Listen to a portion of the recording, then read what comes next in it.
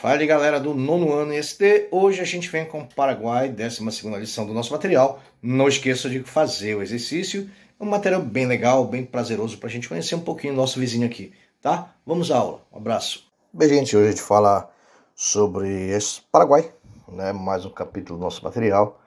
E a gente vai conhecer um pouquinho da história desse país que faz fronteira com o Brasil, né? É um país pequeno, vale ressaltar que não tem saída para o mar, né? E faz fronteira com vários países e com o Brasil. E vale ressaltar também que a sua fronteira, né, é basicamente o estado do Mato Grosso, que fica de frente, né, para o Paraguai. Bom, essa é a lição 12 do nosso material. Nós temos o exercício de apoio e vamos conhecer um pouquinho sobre o nosso material, nosso Paraguai, tá? Nosso vizinho aqui de perto, né? Que antes era habitado pelos índios guaranis, né? E hoje, quando nós chamamos Paraguai, que vem de um nome de um rio, né? E vale lembrar que em 1515, Juan Díaz de Solís descobriu aquela região, né? E já em 1525, o português Diego Garcia, né, também esteve lá. Depois, a serviço da Espanha, o navegante italiano Sebastião Gabotto explorou uma parte, né, da região, né, e buscava recursos como água e outros aventureiros que vieram, e ouro, né, metais preciosos, que a Espanha tinha esse interesse, né, ouro e prata, que era comum. Tá? E depois outros aventureiros espanhóis também vieram em 1537, desculpa, para tentar encontrar mais ouro, né? E esses construíram um forte chamado Nuestra Senhora de la Asunción, que hoje é a Assunção, né? Ou Assunção em português, né? Local que é uma das cidades do Paraguai, tá? E vale lembrar também que aliás, Assunção, né, é a atual capital do Paraguai, tá?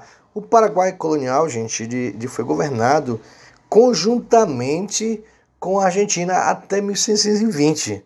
Interessante, né? Vale lembrar também que os jesuítas estabeleceram até o século XVI um enorme número de missões, né? Essas missões, elas eram habitadas por índios convertidos pelos missionários, tá? Que esses formavam pequenas comunidades independentes econômica e politicamente. Bom, vale lembrar que o Paraguai, seguindo o exemplo da Argentina, né, proclamou sua independência no dia 14 de maio de 1811, retificada pelo Congresso 2 anos mais tarde, tá? E a partir daí o país conheceu uma série de regimes, e esses regimes a gente vai falar um pouquinho, tá? E com certeza nossos professores de história já trabalharam ou irão trabalhar com vocês. Bom, Solano Lopes, 1865, entrou em guerra com o Brasil, Argentina e Uruguai. Foi a chamada Guerra do Paraguai, que durou até 1870, em que a massa, né, a população foi dizimada, né, consequências trágicas, né? O país foi a ruína, né? A população masculina, né, praticamente quase não existiu. Reduziu a extensão territorial do país, gente. Essa guerra causou tudo isso, né? E originou a ocupação do exército, a ocupação da área, né, pelo exército brasileiro em 1876, né? Então os países juntaram-se e guerrearam contra o Paraguai, e o Paraguai só teve perdas, né? Mas a partir de 1912, alternaram seus períodos de estabilidade políticas e revoltas, né? Região do Chaco, na fronteira com a Bolívia, gerou uma série de conflitos motivados por existência do petróleo, né? A briga comercial. Assim, em 1928 começou a Guerra do Chaco, seguida a invasão da região pela Bolívia. Depois do armistício de 1935, o Paraguai recebeu 3/4 da região disputada pelo Tratado de 1938. Para você ter uma ideia, então ele perdeu novamente. Em 1940, o país viveu uma alternância entre os liberais colorados e os conservadores azuis. E os regimes ditatoriais, gente, e as juntas militares, né, Alfredo Stroessner, né, apoiado pelo Partido Colorado, foi o militar que mais tempo ficou no poder, tá? Vai lembrar que foi de 1954 até recente, 1988, né? Nos anos 70, gente, começo dos anos 80, o Paraguai viveu um período marcado pela crise econômica e pelo aumento do desemprego, né? Esse general Stroessner, né, foi retirado do poder através de um golpe militar em 1989, liderado pelo general Andrés Rodrigues. O seu governo orientou uma política para várias reformas econômicas, privatizações, né, e políticas que nós vamos chamar de democratização e ratificação da nova Constituição de 1992. Em maio de 93, foi eleito democraticamente e com a maioria dos votos o primeiro presidente do Paraguai, né? É o Juan Carlos. Juan Carlos, o primeiro presidente do Paraguai, eleito democraticamente, certo? Bom, diante disso, falar um pouquinho sobre a territorialidade do Paraguai. O Paraguai, né, como já falado anteriormente, e como nós sabemos, chama-se o nome oficial República do Paraguai, é um país localizado na América do Sul. Lógico, né? Junto com Bolívia, é um dos 2 países do continente que não tem saída para o mar. Tá? Faz fronteira com a Argentina, Bolívia e Brasil. E, novamente, o estado do Mato Grosso é o estado brasileiro que faz fronteira com esse país. O nome Paraguai, de origem guarani, faz referência a um rio, certo? Capital, Assunção. Território 756 mil quilômetros quadrados. Né? Essa população é de um censo mais anterior, certo? Clima subtropical, idioma o espanhol e o guarani. As religiões são mais crenças indígenas, catolicismo, e tem outras também, tá, gente? Moeda, o guarani paraguaio. E hoje nós vivemos no Paraguai a República Presidencialista, tá? É interessante perceber que a bandeira do Paraguai que tem 2 versos, eles são diferenciados, né? Tá? Possui as faixas vermelha, branca e azul, com o círculo no meio, mas se você observar, esse círculo ele tem um diferenciado, tá? Ele possui cores azuis, né? E se você observar, o nome Paraguai de um lado e do outro é um leão, certo? A República do Paraguai, né? Isso, e o escudo traz a figura de um leão, que também tem seus significados, né? As várias explicações para que seria o que seriam as cores usadas nos uniformes dos soldados paraguaios para defender o Rio da Prata contra invasores ingleses. Então essas cores poderiam fazer referência aos uniformes de soldados. Outra, a teoria aceita referência à bandeira revolucionária francesa, cujos ideais iluministas influenciaram o processo de independência do país. Então, também há essa vertente. Os escudos têm um simbolismo ligado à independência.